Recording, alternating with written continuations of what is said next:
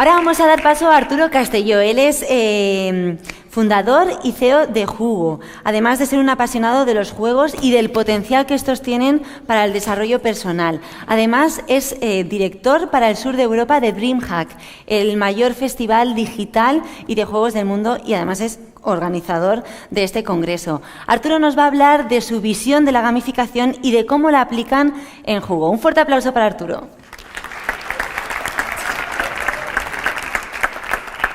Hola a todos, buenas tardes. Gracias otra vez a los que habéis repetido este año, que vinisteis el año pasado, y bienvenidos a los que no vinisteis el año pasado. Gracias a todos los ponentes que habéis venido a participar en este evento. Además de coorganizar junto con José Carlos y con Sergio este congreso y de tener una plataforma de gamificación que se llama Jugo, tengo en mi otra vida, participo en una empresa que se llama DreamHack, que es el festival de videojuegos más grande del mundo.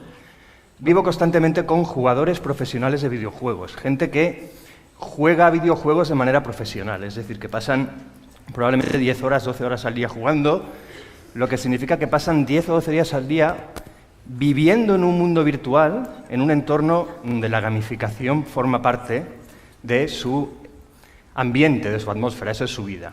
Al mismo tiempo, estoy trabajando en gamificación ya 2 años y medio, y lo que esto me hace vivir es que de repente los juegos están en todas partes. Probablemente eso está contaminado por lo que yo hago, pero mi percepción es que los videojuegos o el juego en general está invadiendo nuestra vida a una velocidad muy, muy rápida, ¿no? Y no lo digo yo solo, lo dice gente como esta persona, y lo estamos diciendo constantemente nosotros, ¿eh? Toda la gente que está viniendo aquí está diciendo y señalando que el juego, desde un punto de vista económico, desde un punto de vista cultural, está invadiendo y convirtiéndose en lo que los cursis llaman el nuevo paradigma de interacción, ¿no? Entonces, yo que ya me dedico a esto ya varios años y pienso ¿por qué? ¿Por qué? ¿Por qué hemos llegado hasta aquí? ¿Cómo hemos llegado hasta aquí? ¿Y qué es lo que hace que los juegos realmente estén triunfando? Y como tenemos mucho tiempo, voy a volver un poco atrás, voy a poner esto en contexto, voy a intentar explicar qué es lo que había antes y cómo hemos llegado hasta aquí y qué es lo que diferencia lo actual de lo anterior. Entonces, en el principio la Biblia nos dice, no soy especialmente católico, ni siquiera soy creyente, pero hay que admitir que parte de nuestra cultura viene de esta tradición cristiana que nos dice que en el principio estaba la palabra. El primer medio de comunicación, no el primero, pero probablemente el más importante, de los primeros fue la Biblia, la literatura, llegan más medios como la radio, los periódicos, el cine, la televisión. ¿Y qué tienen en común todos estos medios de comunicación? Que son comunicación, modelos de comunicación de uno a muchos. Uno habla y los demás escuchamos. Por ejemplo, lo que estoy haciendo yo ahora mismo es exactamente lo mismo. Yo os hablo, vosotros me escucháis. El primero de todos, pero todos los demás tienen el mismo concepto. Un concepto que podríamos decir casi mesiánico, ¿no? Uno habla y todos los demás escuchamos. Todo lo que vemos en nuestra cultura desde hace 2000 años, en todos estos ejemplos lo vemos, en este ejemplo personal lo vemos, es cómo todos escuchamos al que habla. En el principio estaba la palabra, pero no solo la palabra es la herramienta de comunicación. En este modelo que todos vivimos, y lo dice la Biblia, la palabra es en sí mismo el método, el modelo, la comunicación. La palabra en sí misma encierra la clave de todo. Cuando digo la palabra, digo la narrativa, digo la historia. El argumento es el mensaje. El argumento de la Biblia es, cuando naces eres pecador, cuando mueres te salvas porque Dios te salva. Eso es una escaleta casi, ¿no? La Biblia casi es una película y se puede escaletar como cualquier narrativa. Perdón, me he saltado una. Y eso es lo que yo llamo la tiranía de la historia, la tiranía de la storyline. No sé si todos reconocéis que esto es el viaje del héroe que detectó o señaló Propp, que es un señor que hace ya bastantes años detectó que en todas las historias de todas las culturas, sobre todo occidentales, pero también orientales, hay una serie de elementos claves en la narrativa que se van repitiendo y lo llamó el viaje del héroe. ¿Quién es quién en este modelo de comunicación que hemos dicho? ¿Quién es quién? Están los storytellers, desde Cristo hasta nuestros ponentes hoy en día, que son una especie de Mesías también, y los demás. Los demás somos los que miramos, los que escuchamos. ¿Y qué es lo que hacemos? ¿A qué estamos mirando? ¿Qué es lo que llevamos mirando ya 2000 años en este modelo de comunicación? Miramos una historia, y esa historia tiene una inercia, que siempre es la misma. Un principio, un conflicto, una solución del conflicto y un fin. Una inercia, siempre es la misma. Y esa inercia, yo la quiero ver, y aquí estoy ya siendo un poco demagogo, porque los storytellers siempre utilizamos la demagogia para llevar las cosas a nuestro terreno, yo la veo como una inercia que nos hipnotiza y nos mantiene la atención constantemente donde yo quiero. Y con esa inercia conseguimos, con esa hipnosis, que seamos pasivos, que seamos influenciables, que consumamos, que votemos, que miremos, que escuchemos, y eso es lo que hacemos nosotros, los espectadores en este modelo de comunicación. Pero algo pasó, y esta, si os fijáis, es la línea, la storyline de mi presentación ahora mismo. Acabo de hacer la exposición de un contexto y voy a contar cuál es el momento del conflicto que me va a llegar al clímax. Y ese momento es Internet. Hace 20 años, podemos poner 25, da igual. Llega Internet para rescatarnos de este modelo de hipnosis, ¿no? de poca libertad. La Revolución 2.0 nos dice que nosotros de repente somos el centro. Pero fijaos quién lo dice el Time, que es uno de los otros. Que de repente nos dice, no, vosotros sois el centro, pero te lo digo yo. Y entonces llega el 2.0, que es la revolución, todos vamos a ser horizontales, todos comunicamos, todos estamos a la misma altura. ¿Y cómo hemos cambiado? Llevamos ya 20 años con Internet, probablemente 10 años con el 2.0. ¿Qué es lo que ha pasado? ¿Qué nos ha cambiado esto? ¿Qué hacemos? Hacemos like, hacemos follow, fijaos que seguimos siguiendo a gente, somos followers, de repente aparecen nuevos influencers. Es verdad que también comentamos, también consumimos de una manera diferente, somos prosumers, ya no es exactamente igual que antes, pero hay muchas cosas que siguen siendo igual. ¿Y en qué cosas nos seguimos fijando ahora en nuestro nuevo escenario 2.0? Nos fijamos en cosas como esta. ¿Os acordáis? ¿Reconocéis este momento, donde 8 millones de personas estuvieron viendo fijamente este momento, que es un poco el equivalente a la llegada a la Luna en la época anterior, al 2.0? ¿Y esto qué es? Esto es un señor que sube hasta arriba, espera un poquito y cae. Y todos estamos mirando la inercia del que sube, y estamos ahí 8 millones de personas. Yo estuve media hora delante de YouTube a ver si caía, y ¡pam!, y cae, ¿no? Inercia básica. 2000 años de narrativa literaria para llegar a este tipo de historias, ¿no? De arriba, abajo, y todos mirando. Seguimos mirando la inercia de historias. Y nosotros somos espectadores. Es verdad que hay más historias, pero eso es lo que seguimos viendo. Bueno, ¿y cuál es el clímax de mi presentación? ¿Qué va a pasar ahora? ¿No? ¿A dónde lleva esto? Pues no lo sé. Y tampoco tengo por qué decirlo. Yo no quiero ser tampoco demasiado demagogo, no sé hasta dónde va a llevar esta revolución 2.0. El blanco y negro siempre es un poco engañoso, pero sí que sé que hace 20 años aproximadamente, bueno, ya 40 años, 20 no 40, hubo un cruce de caminos. Un camino siguió por este sitio y de repente apareció algo que hizo que las cosas fueran por otro camino. Entonces ya no es la palabra, in the beginning was a pond, 72, donde aparece lo que nosotros ya en esta cultura entendemos como el principio del videojuego. Es verdad que el juego viene de hace 1000 años, pero el videojuego empieza ahora. Aquí ya no seguimos la inercia, ya no somos espectadores que vemos la inercia del juego y seguimos, sino que la combatimos. Y es un caso claro, la inercia del pon hace pam, pam, podríamos estar así viendo todo, ¿no? Pero realmente lo que hacemos es, la paro, la llevo para allá, la llevo para aquí. Fíjate que es simple eso, pero ya cambia todo el modelo anterior. Entonces ya no elegimos la historia que queremos seguir, entre todas las historias que hay, sino que la creamos nosotros. Participamos en la historia, la podemos llevar a un sitio, llevar a otro, somos ahora este personaje, hasta el otro, la puedo crear desde cero. Ya no esperamos a un conflicto que llegue hasta el final y caiga, sino que me enfrento al conflicto e intento conseguir resultados. ¿Cuántos conocen esta pantalla? Esto es algo que me ha gustado mucho lo que ha dicho antes Fernando, ¿no? Que no se puede, desde mi punto de vista, no se puede trabajar o estar interesado por la gamificación sin jugar. Está todo en los juegos, todo se va a aprender en los juegos. Obviamente hay diferencias, pero todo está en los juegos. Llevan ya 40 años innovando en esto, ¿no? Esto es League of Legends. En League of Legends tú no ves cómo juegan otros, que también, cuidado. Tú puedes ver cómo juegan los grandes campeones, pero tú participas, te enfrentas al conflicto y lo que quieres es conseguir resultados.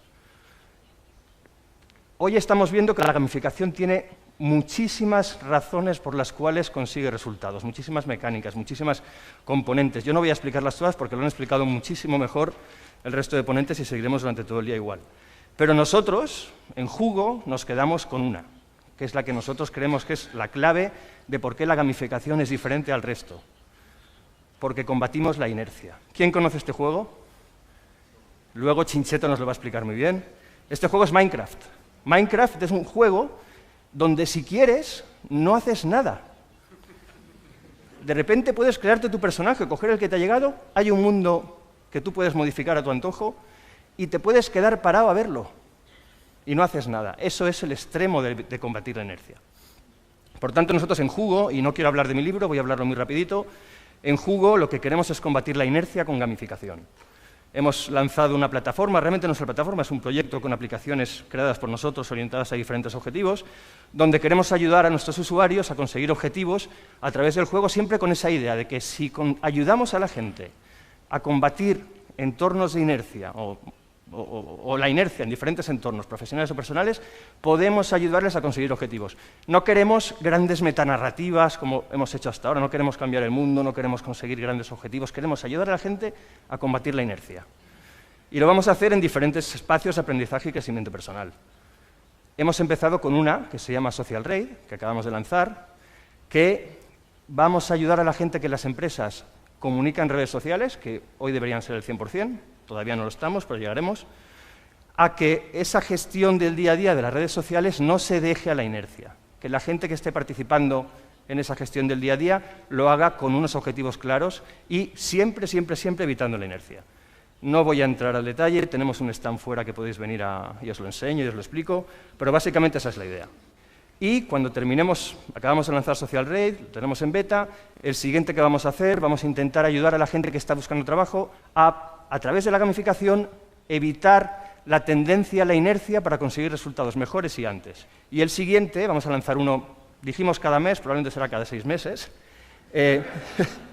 donde vamos a ayudar a las familias a ayudar o enseñar a sus hijos a eliminar la inercia del día a día y conseguir ser responsables en saber qué tienen que hacer, básicamente gamificar las tareas del hogar, pero siempre con ese objetivo, vencer la inercia, porque creemos que el juego lo que consigue y lo que supone de mejora frente al modelo no juego es que nos libera del rol de espectador y nos da el poder para hacer lo que queremos hacer.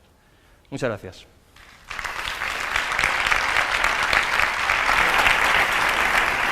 Muchas gracias, Arturo. Pues abrimos el turno de preguntas. Si alguien tiene algún comentario, alguna sugerencia, este es el momento. Aquí, delante.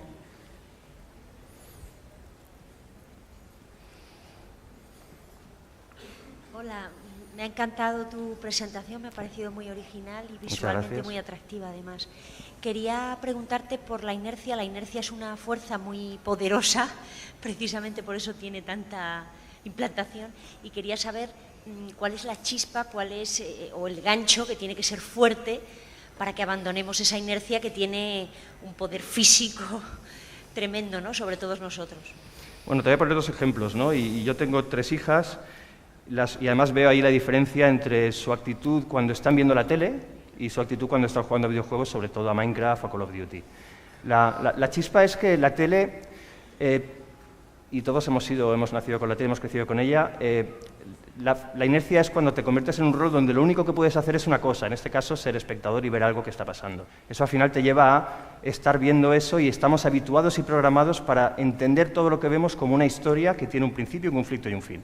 Entonces, desde pequeños, los niños están viendo eso de una manera corriente. Mi hija me dice, oye, papá, ¿por qué todas las películas acaban con un final feliz? Eso siempre, a una edad, nos sorprende esto hasta que al final nos habituamos porque estamos programados que necesitamos un final y si puede ser feliz. En cambio, la chispa que tú preguntas que hace que venza la inercia y de repente se pasen a lo mejor 5 horas en el ordenador jugando en lugar de 2 horas en la tele, yo lo prefiero porque veo que están haciendo cosas, están construyendo cosas, siendo creativos. Y la chispa es muy fácil, tú haces clic, hay un resultado visual que enseguida ves y hay una gratificación instantánea que te hace seguir hacia adelante. Cuando simplemente ves la inercia, tu papel es ser un seguidor de la inercia y no tienes libertad para decidir cuál es el siguiente paso. Siempre es eso. No sé si he respondido a tu pregunta. ¿Sí? Bueno. ¿Alguna pregunta más? Detrás, justo detrás. Usando el ejemplo de tus hijas, ¿cómo crees que el videojuego beneficia su educación y su desarrollo como personas? Bueno, por supuesto no digo que otros medios de comunicación como la televisión no sean beneficiosos. Lo que pasa es que están más a expensas de lo que el autor del contenido haya querido hacer y a dónde quiera llevarlo. El videojuego, la principal ventaja es que ellas pueden decidir hacia dónde ir, pues tienen más creatividad, se les exige más en esa interacción y por tanto están obligadas de una manera divertida, por tanto lo hacen a ejercitar otras funciones más allá de del simple seguimiento de una narrativa. Obviamente he sido muy demagogo antes. Para seguir una narrativa sí que hay cierta actividad mental que te hace reflexionar, pensar, comparar, y hay una actividad que no es totalmente inerte, pero no es comparable a lo que haces cuando estás jugando. Cuando estás jugando un videojuego estás creando, estás aprendiendo, estás mejorando. Yo veo solo ventajas. En cualquier tipo de juego, simples, complejos, agresivos, no agresivos, sociales, individuales, yo veo ventajas, sobre todo comparado con la alternativa. Detrás también hay otra pregunta.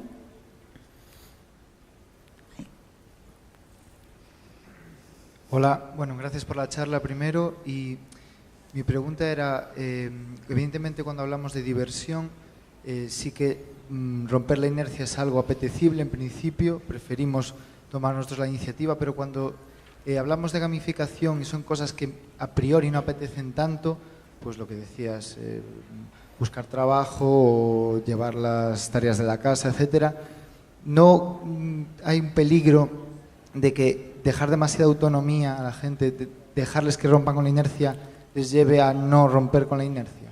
O sea, no es más difícil aún, hay que buscar cómo conseguís motivar para que la gente quiera romper esa inercia, a pesar de que es mucho más fácil dejarse llevar por ella, claro. Vale, voy a poner primero a tu primera parte de la pregunta. No es realmente cierto que los videojuegos siempre sean divertidos. Jugar a juegos como World of Warcraft o StarCraft o League of Legends, aprender a jugar esos juegos de manera eficaz, es muy costoso, muy duro, hay que trabajar mucho. Lo que pasa es que el juego está diseñado de forma que ese onboarding que llamamos, ese aprendizaje, no diré que sea divertido, porque no es divertido, pero te engancha de alguna forma, hasta que al final consigues llegar a una fase donde empieza a ser divertido. En la vida real, con la gamificación, la clave desde mi punto de vista es que el jugador esté en el centro y se sienta libre de hacer lo que está haciendo, y para evitar exactamente esa parálisis de no sé, vale, no hay inercia, no sé por dónde seguir, hay mecánicas, sobre todo fundamentalmente de la onboarding, que te permiten entrar en el contexto del juego de una manera fácil y ágil para al final vencer esa inercia de manera voluntaria. El onboarding es la mecánica que en la narrativa tradicional sería, por ejemplo, la exposición de un argumento, que básicamente se trata de generar un contexto y ayudarte a decir por dónde tienes que ir para llegar a donde tienes que llegar. Pero la clave está en que tú tengas la responsabilidad y la libertad de seguir adelante. Lo ha dicho antes Richard. Si juegas obligado, ya no es un juego, por tanto ya no funciona. Tienes que sentirte siempre libre de cuál es el siguiente movimiento. ¿Alguna pregunta más? ¿Comentarios? Aquí delante. Espérate, que tiene que venir corriendo la pobre. Aquí delante, la chica. Muchas gracias y enhorabuena porque ha sido una presentación brillante. Gracias. Me pregunto si habéis pensado en un futuro unir las diferentes plataformas donde ganas puntos por buscar trabajo, por hacer las tareas del hogar y llegar a ese momento del que hablan donde en un futuro nuestra vida estará gamificada. Has desvelado nuestro modelo de negocio a largo plazo. 10 puntos. La clave de Jugo es primero gamificar o combatir la inercia, si queremos seguir la metáfora, en diferentes entornos, tanto profesionales como personales, y vamos a hacerlo uno a uno porque es más sencillo y porque desde el punto de vista del modelo de negocio tiene más sentido y por verticales de consumo, ¿no? Como es lógico.